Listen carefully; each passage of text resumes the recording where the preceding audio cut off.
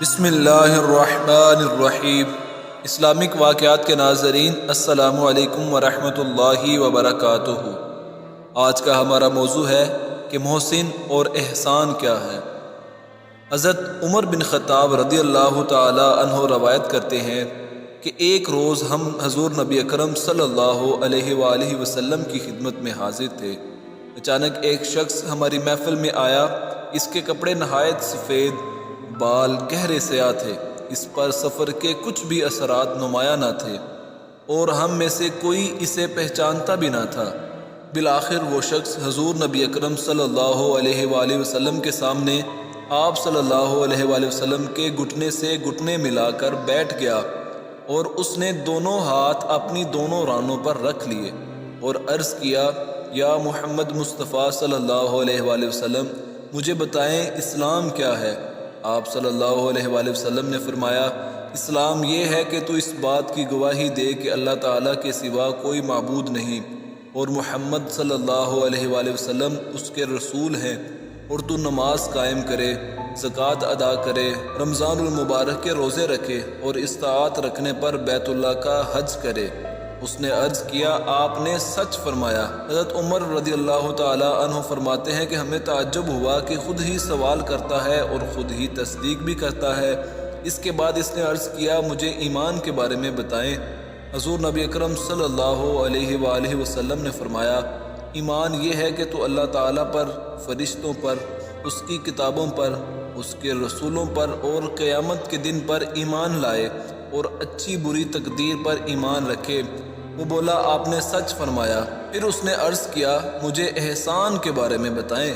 آپ صلی اللہ علیہ وآلہ وسلم نے فرمایا، احسان یہ ہے کہ تو اللہ کی عبادت اس طرح کرے گویا تو اسے دیکھ رہا ہو، اور اگر تو اسے نہ دیکھ سکے تو یہ جان لے کہ یقیناً وہ تجھے دیکھ رہا ہے۔ اس نے عرض کیا، اچھا اب مجھے وقوع قیامت کے وقت کے بارے میں بتائیں۔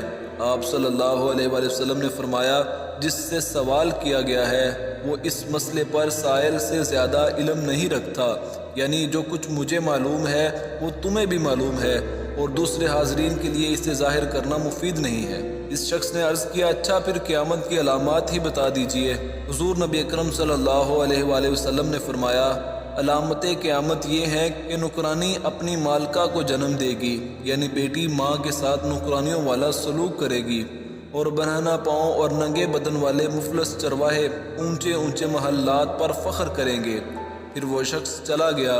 حضرت عمر فرماتے ہیں کہ میں کچھ دیر ٹھہرا رہا، پھر حضور نبی اکرم صلی اللہ علیہ وآلہ وسلم نے فرمایا، اے عمر، جانتے ہو یہ سوال کرنے والا کون تھا؟ میں نے عرض کیا، اللہ تعالیٰ اور اس کا رسول بہتر جانتے ہیں۔ آپ صلی اللہ علیہ وآلہ وسلم نے فرمایا، یہ جبریل تھے جو تمہیں تمہارا دین سکھانے آئے تھے۔ سبحان اللہ۔ ایک اور حدیث میں بیان ہے کہ حضرت ابو ذر غفاری رضی اللہ تعالی عنہ روایت کرتے ہیں کہ مجھے میرے حبیب صلی اللہ علیہ وآلہ وسلم نے فرمایا کہ میں خشیت الہی میں ایسا ہو جاؤں گویا کہ میں اسے دیکھ رہا ہوں، بس اگر میں اسے نہیں دیکھ سکتا تو وہ یقیناً مجھے دیکھ رہا ہے۔ حضرت انس بن مالک رضی اللہ تعالی عنہ فرماتے ہیں کہ حضور نبی اکرم صلی اللہ علیہ وآلہ وسلم نے فرمایا، احسان یہ ہے کہ تو اللہ تعالیٰ کے لیے اس طرح عمل کر گویا تو اسے دیکھ رہا ہے، پھر اگر تو اسے نہیں دیکھ سکتا تو یقیناً وہ تجھے دیکھ رہا ہے۔ حضرت عمر بن خطاب رضی اللہ تعالی عنہ روایت فرماتے ہیں کہ حضور نبی اکرم صلی اللہ علیہ وآلہ وسلم نے ہمیں صدقہ کرنے کا حکم فرمایا۔ اتفاق سے اس وقت میرے پاس مال تھا۔ میں نے کہا، اگر میں حضرت ابوبکر صدیق رضی اللہ تعالی عنہ سے سبقت لے جا سکتا ہوں تو آج لے جاؤں گا۔ فرماتے ہیں کہ پھر میں نصف مال لے کر حاضر ہوا۔ حضور نبی اکرم صلی اللہ علیہ وآلہ وسلم نے فرمایا، اپنے گھر والوں کے لیے کیا چھوڑا ہے؟ میں نے عرض کیا، اس مال کے برابر ہی۔ اتنے میں ابوبکر صدیق رضی اللہ تعالی عنہ سارا مال لے کر حاضر ہوئے۔ آپ صلی اللہ علیہ وآلہ وسلم نے فرمایا، ابوبکر گھر والوں کے لیے کیا چھوڑا ہے؟ عرض کیا، ان کے لیے اللہ اور اس کا رسول صلی اللہ علیہ وآلہ وسلم کو چھوڑ آیا ہوں۔ میں نے دل میں کہا، بخدا میں کبھی بھی ان سے کسی نیک بات میں آگے نہیں بڑھ سکوں گا۔ سبحان اللہ۔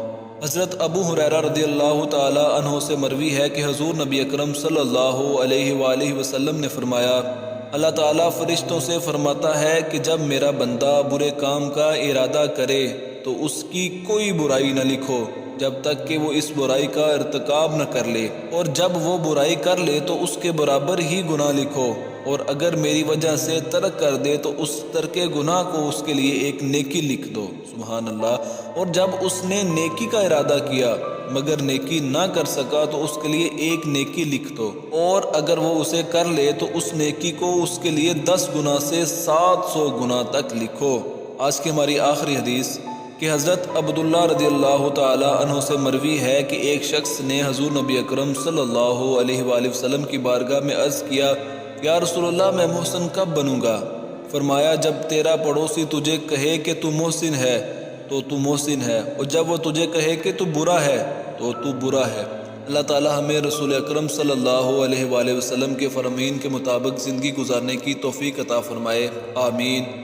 اگر آپ کو ہماری یہ کاوش پسند آئی ہے تو ہمارے اس چینل کو ضرور سبسکرائب کر لیجئے۔ جزاک اللہ خیرہ۔